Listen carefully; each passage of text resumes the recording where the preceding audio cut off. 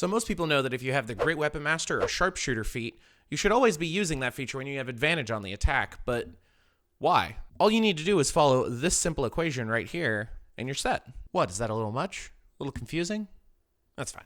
Let's talk about the 3 times you should always be taking a -5 penalty to your attack roll for a +10 to damage. Okay, to be fair, that crazy equation is how to calculate whether or not you should use Sharpshooter or Great Weapon Master when you have advantage or disadvantage. The equation we need is a lot simpler than that. This equation will help you calculate your threshold AC, or the maximum AC an enemy can be where you are mathematically worse off using your quote-unquote power attack.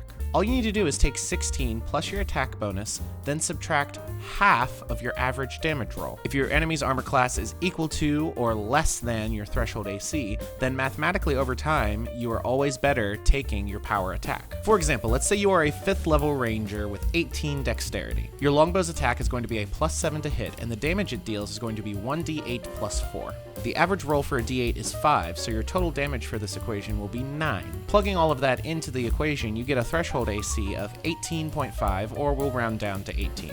Meaning that if you can suss out that the ranger's target has an AC of 18 or less, then mathematically over time, it is more advantageous to take the -5 penalty for +10 damage. When calculating your threshold AC, here are all the average damage rolls for dice that are used in weapons in the PHP. When you consider magical weapons, you also need to include any damage dice that they may add to an attack, as well as whether or not they have a +1, +2, or +3 bonus on them. For the aforementioned ranger, you can run the calculation a second time, including the common buff spell Hunter's Mark, adding a d6 to damage.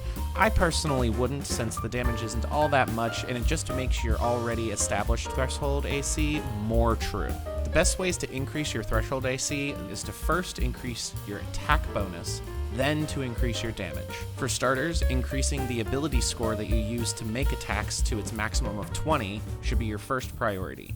Then, trying to find a magic weapon that provides a +1, +2, or +3 damage bonus, and additionally, you can get things such as the archery fighting style that'll increase your attack bonus by 2. So let's now take that ranger that we mentioned earlier, but instead of an ability score of 18 in dexterity, they now have an ability score of 20, and they have taken the archery fighting style. When we run the calculations for that, their threshold AC jumps to 21. So now that we've talked about the math and you know the rule of thumb, here are the 3 times you should always be using Great Weapon Master and Sharpshooter.